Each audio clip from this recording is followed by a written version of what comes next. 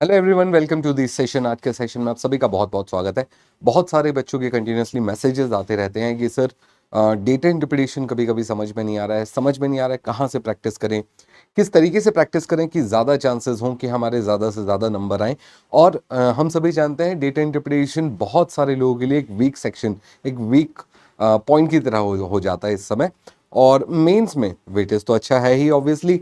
Mains में आपको अगर डीआई में स्कोर करना चाहते हैं तो कुछ चीज़ें आपको यहाँ पर फॉलो करनी पड़ेगी। और आज मैं वही की इंपॉर्टेंट पॉइंट्स आपके लिए लेकर आया हुआ हूँ, जिन चीज़ों पर आपको ध्यान रखना है जब आप डेटा इंटरप्रिटेशन की तैयारी कर रहे हो, डीआई के लिए क्वेश्चंस बना रहे हो, कहाँ से बनाने हैं, कैसे आंसर लिखने हैं, किन किन बातों का ध्यान देना है, पीवाईक्यूज पढ़ते समय किस तरीके से पीवाईक्यूज को एनालाइज करना है। हर चीज़ मैं आपके लिए आज यहाँ पर लेकर आया हूँ। बहुत छोटे से सेशन में बहुत सारी जानकारी देने वाला हूँ, तो सेशन को आखिरी तक देखिएगा, एक बहुत इंपॉर्टेंट सरप्राइज है आपके लिए। तो चलिए शुरू करते हैं। हमेशा की तरह बेसिक से पहले हम लोग बात कर लेते हैं टॉपिक क्या है। तो देखो, आज हम लोग बात करने वाले हैं बीपीएससी यानी बिहार पीएससी के मेंस के लिए जो डेटा इंटरप्रिटेशन का टॉपिक है, ये कैसे पढ़ना है, इसकी आंसर राइटिंग कैसी होनी चाहिए, इसकी प्रैक्टिस कैसे होनी चाहिए, इन सारी बातों पर आज अपन यहाँ पर खुलकर चर्चा करने वाले हैं। सबसे पहला पॉइंट जो आपको दिमाग में रखना है वो यही है कि ये मैथमेटिक्स का पेपर नहीं है, ठीक है। ये मैथ्स नहीं पूछता है आपसे, मतलब मैथ्स वैसे पूछता है, पर वो आपका मैथ्स का नॉलेज चेक नहीं करना चाह रहा। वो क्या चेक करना चाह रहा है? बीपीएससी आपका डेटा इंटरप्रिटेशन स्किल चेक करना चाहती है कि आप डेटा को कितने जल्दी, कितने बेहतर तरीके से समझ पाते हैं, उसे इंटरप्रेट कर पाते हैं, और उस पर आधारित प्रश्नों के सवालों के जवाब कितने बढ़िया तरीके से आप दे पाते हैं। तो यहां पर आपका मैथ्स बैकग्राउंड होना कोई बहुत जरूरी नहीं है, और अगर मैथ्स बैकग्राउंड नहीं है तो इस बात पर आपको अपना कॉन्फिडेंस लूज करने की भी बिल्कुल जरूरत नहीं है। कई बार होता है बच्चे लोगों का मैथ्स बैकग्राउंड नहीं होता है, उनको ऐसा लगता है कि सर बचपन से हमारी मैथ्स बहुत अच्छी नहीं रही है, तो क्या डेटा इंटरप्रिटेशन में हम बहुत अच्छा नहीं स्कोर कर सकते? बिल्कुल कर सकते हो। और डेटा इंटरप्रिटेशन आपके मैथ्स का पेपर है ही नहीं। जैसा कि मैंने कहा, डेटा इंटरप्रिटेशन इस सवाल के ऊपर है, या वो कंसेप्ट है जहां पर वो डेटा भी आपको बताएगा, आपको सिर्फ डेटा समझना है और जो बेसिक कैलकुलेशंस हैं वो करने हैं। मैंने अपनी क्लासेस में भी कई बार बोल रखा है, बेसिक कैलकुलेशंस का मतलब क्या होता है? बेसिक कैलकुलेशंस का मतलब होता है प्लस माइनस मल्टीप्लाई डिवाइड करते आना चाहिए, परसेंटेज निकालते आना चाहिए, रेशियो, एवरेज, बस इतना ही है, ठीक है।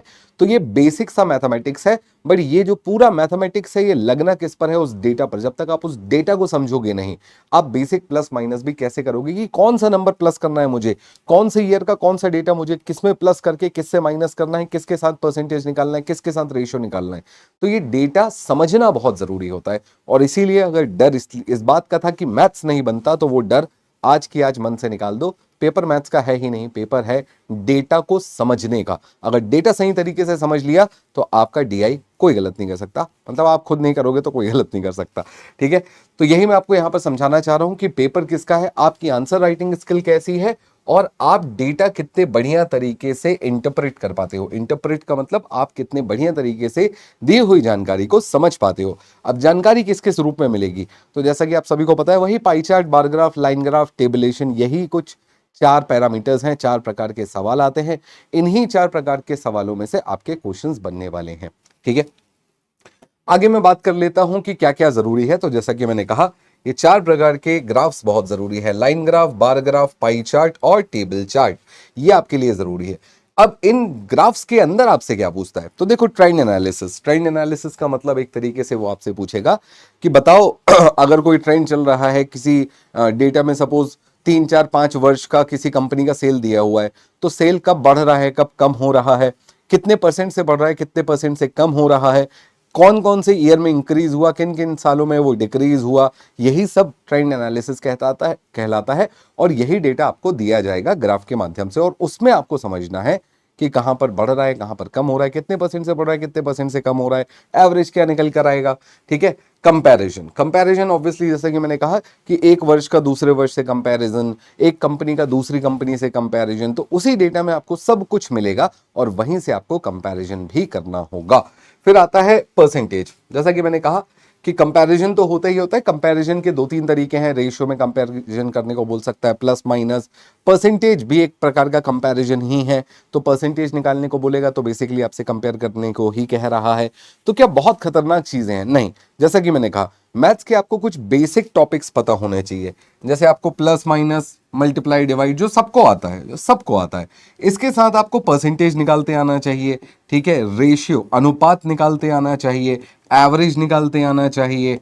ठीक, ये कुछ बेसिक सी चीजें अगर आपको आती हैं तो आप डेटा इंटरप्रिटेशन के क्वेश्चन बड़े आराम से कर सकते हो बिना किसी तकलीफ के। और जो बच्चे डेटा इंटरप्रिटेशन मुझसे पढ़ चुके हैं कमेंट बॉक्स में वो एक बार जरूर बताएं कि क्या आपने जब डेटा इंटरप्रिटेशन पढ़ा तो कुछ बहुत खतरनाक था क्या। हाँ, नंबर्स कभी कैलकुलेटिव हो सकते हैं बट कंसेप्चुअली आपको थोड़ा सा समझकर काम करना पड़ेगा और डेटा इंटरप्रिटेशन के क्वेश्चन बहुत आराम से बन सकते हैं। ठीक है।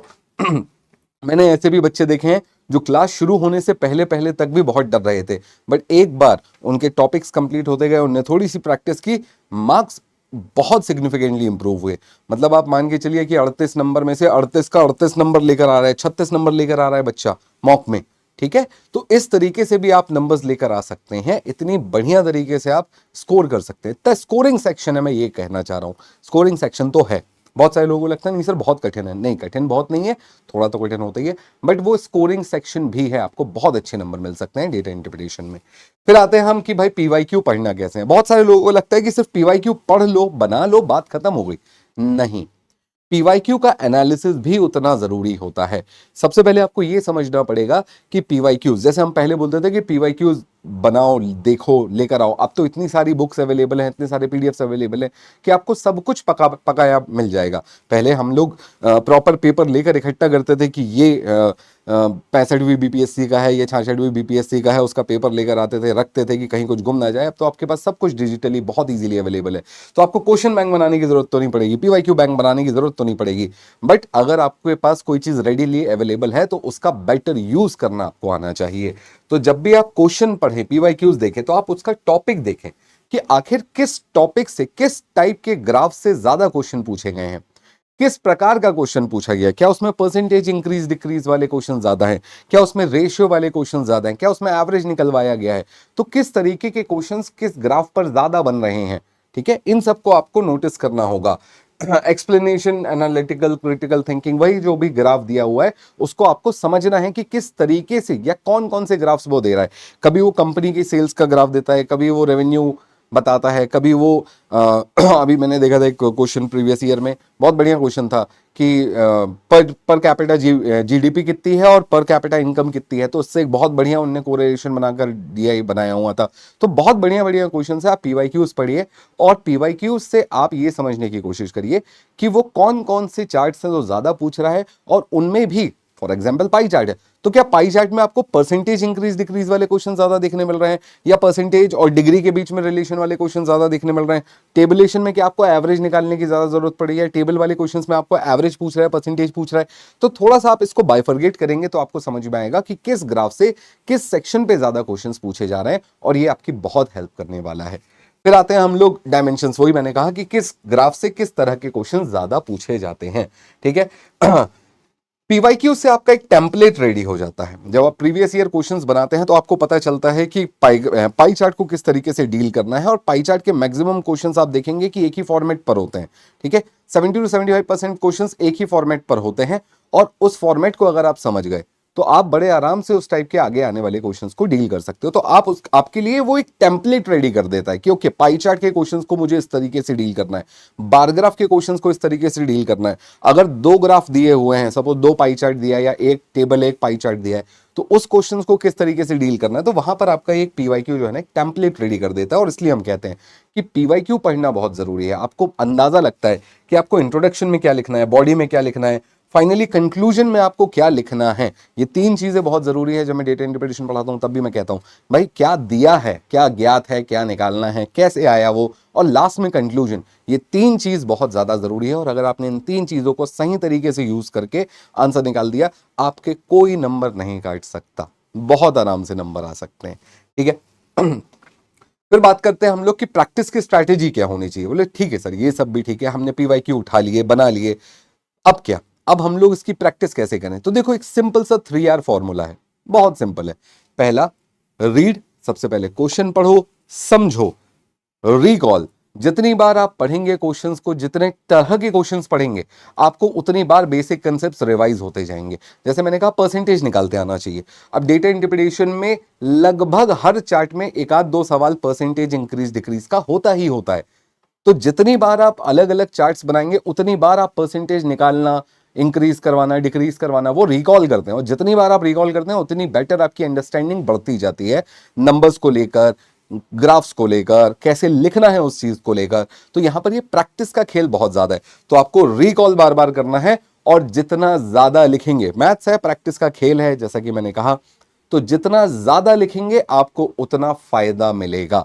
तो डीएमपीज अगर आप बना रहे हैं तो डीएमपी कंटिन्यू करिए, रोज डीएमपी बनाइए, रोज नए चार्ट्स लेकर आइए, थोड़ी देर भले ही आप रोज आधा घंटा 1 घंटा प्रैक्टिस करें डेटा इंटरप्रिटेशन की, पर अगर रोज कर रहे हैं तो इस चीज का इफेक्ट आपको आपके आंसर राइटिंग में देखने जरूर मिलेगा कि हाँ, मेरे नंबर जो कहीं पहले 20-25 आ रहे थे वो सिग्निफिकेंटली इंप्रूव होकर 2 गुने 1.5 गुने तक भी हो सकते हैं।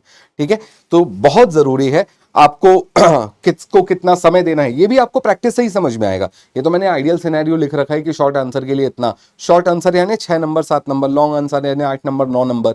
ठीक है, तो ये तो मैंने आपको एक रेफरेंस देने के लिए लिख रखा है, पर जब आप पेपर बनाएंगे तो आप लोग खुद डिसाइड करिए कि भैया मुझे शॉर्ट आंसर लिखने में कितना समय लग रहा है, ठीक है, और मुझे लॉन्ग आंसर लिखने में कितना समय लग रहा है। तो ये आप अपनी तरफ से डिसाइड करिए। मेरा दिया हुआ डेटा ये मेरे लिए सही हो सकता है, आपका डेटा आपके लिए सही होगा। और ये कैसे पता चलेगा? जितना ज्यादा आप लिखेंगे, जितनी ज्यादा आप प्रैक्टिस करेंगे, आप अपना खुद एक स्ट्रक्चर डेवलप कर पाएंगे कि अच्छा, इस तरह के क्वेश्चंस को मैं इस तरीके से लिखता हूं, उसमें इतना टाइम लगता है, मेरे को अपना टाइम बढ़ाना है, कम करना है, कंटेंट बढ़ाना है, थोड़ा सा खींचना है। मैं कई बार बोलता हूं कि भैया क्वेश्चन का साइज कभी कभी ऐसा हो जाता है कि आपको रायता समेटना पड़ता है, और कभी कभी क्वेश्चन का साइज इतना छोटा हो जाता है कि आपको रायता फैलाना पड़ता है। ठीक है, कि अगर 10 नंबर में कोई क्वेश्चन आ गया है, बट आपको पता है, देखकर समझ में आ रहा है, आपने कैलकुलेट किया तो आपको पता चला यार ये बहुत लंबा नहीं लिखा जाएगा, तो फिर भी 10 नंबर के लायक उसको थोड़ा सा आपको ब्रीफ करना पड़ेगा। तो रायता कितना फैलाना है और कितना समेटना है, ऑल दो क्वेश्चन उस तरीके से ही पूछे जाते हैं कि 10 नंबर का क्वेश्चन का डेटा 10 नंबर के हिसाब से बनता है, और 6 नंबर के क्वेश्चन का डेटा 6 नंबर के हिसाब से ही बनता है। बट फिर भी आपको ये आइडिया होना चाहिए कि किस क्वेश्चन को कितना लिखना है, कितना कम या कितना ज्यादा, कितना रायता फैलाना है और समेटना है। ये आपको कब समझ में आएगा? जब आप आंसर राइटिंग बार बार करेंगे। तो ये 3R, ये जो 3R फॉर्मूला है, इसको प्लीज अपने ऊपर अप्लाई करिए। Read, recall, right. क्वेश्चन पढ़िए, समझिए, रिकॉल अपने आप होगा जितनी बार आप प्रैक्टिस करेंगे, और जितनी बार लिखेंगे उतना जल्दी और उतना अच्छा आपका आंसर राइटिंग स्किल डेवलप होता जाएगा। ठीक है, उम्मीद करता हूं यहां तक की बात आपको समझ में आई होगी। और डेटा इंटरप्रिटेशन को लेकर जो बेसिक स्ट्रैटेजिक अप्रोच कई लोगों को नहीं समझ में आती कि सर करें कैसे, क्या करना चाहिए हमें, बहुत समय हो गया मैथ्स छोड़े हुए, तो क्या मैथ्स छोड़े हुए बहुत समय हो गया तो क्या हमसे डीआई नहीं बनेगा? ऐसा नहीं है, मैं फिर कह रहा हूं ऐसा नहीं है। हाँ, कुछ basic calculations, plus minus multiply divide percentage ratio average, ये कुछ बेसिक्स की तो जरूरत पड़ेगी, पर इसके अलावा कि आपको बहुत ज्यादा मैथ्स को डिटेल में पढ़ने की जरूरत है, तो देखो मैथ्स में बतेरे टॉपिक है, बहुत सारे टॉपिक्स हैं, उन सबको पढ़ने की जरूरत है कि नहीं है? जैसा कि मैंने कहा, सिर्फ आपको परसेंटेज समझ में आना चाहिए, रेशियो, एवरेज और प्लस माइनस मल्टीप्लाई डिवाइड, इतना अगर आपको आता है, और आपको अगर डायग्राम या ग्राफ या डेटा जो दिया हुआ है वो अगर आप सही तरीके से इंटरप्रेट कर पा रहे हैं, तो ज्यादा प्रैक्टिस एक्चुअली डेटा इंटरप्रिटेशन की होनी चाहिए कि जो डेटा दिया है मैं उसको क्वेश्चन पढ़कर कितने जल्दी और कितने बढ़िया तरीके से समझ पा रहा हूं। इसमें थोड़ा सा कभी कभी बच्चों को टाइम लगता है, टाइम इसमें लगता है कि जो क्वेश्चन दिया है मैं उसको समझ पाऊं कि आखिर वो कहना क्या चाह रहा है। क्योंकि कई बार क्वेश्चन बहुत छोटे होते हैं, 1 लाइन 1.5 लाइन के होते हैं, बट वहीं कई बार क्वेश्चन 3 से 4 लाइन के होते हैं, और जब आप शुरू से शुरू पढ़ना शुरू करते हो तो आखिरी तक भूल जाते हो पहले क्या लिखी थी, पहली लाइन क्या थी, वो कहना क्या चाह रहा था, फिर आप शुरू से शुरू पढ़ना शुरू करते हो।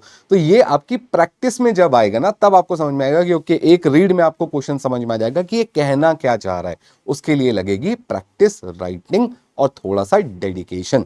ठीक है, तो बहुत इजी है, बहुत मुश्किल नहीं है, और इसी के चलते हम आपके लिए लेकर आए हुए हैं सफलता 2.0। सफलता 1.0 तो आप सभी ने, बहुत सारे बच्चों ने ऑलरेडी ज्वाइन किया, और बहुत सारे बच्चों की डिमांड थी कि सर अब हमें एक और बैच चाहिए जहां पर तरीके से, बहुत बढ़िया तरीके से पूरी मेंस की स्ट्रैटेजी और मेंस का कंटेंट डिलीवर हो। तो हम आपके लिए लेकर आए हुए हैं सफलता 2.0 बैच, और इस बैच में खास बात यह है कि आपकी टेस्ट सीरीज भी फ्री अवेलेबल है। ठीक है, और इतने कम प्राइस में है कि मुझे लगता है कि एक बार फैमिली के साथ बाहर खाना खाने जाओगे तो इससे ज्यादा का बिल बन जाएगा। ठीक है, तो इतने कम समय में और इतने कम अमाउंट में आप अपना जीवन भी संवार सकते हो। तो सफलता 2.0 बैच के लिए आप इस क्यूआर को भी स्कैन कर सकते हैं। बाकी जो मैंने स्ट्रैटेजीज आपको बताई, प्लीज इनको ध्यान रखिएगा, और अगर अभी भी कोई डाउट है आपके मन में तो नीचे कमेंट बॉक्स में आइए, बताइए। मैं हो सके तो आपके लिए पर्टिकुलर, अगर आपका डाउट मुझे ऐसा लगा कि it is worthy of description, तो मैं उसके लिए एक सेपरेट वीडियो बना दूंगा, नहीं तो कमेंट बॉक्स में तो मैं अवेलेबल हूं ही, और आपके सारे कमेंट्स पढ़ रहा हूं। तब तक मिलते हैं आपसे अगले किसी सेशन में, अगले किसी लेक्चर में। Keep studying, stay safe, thank you, tata, bye bye, take care, जय हिंद दोस्तों।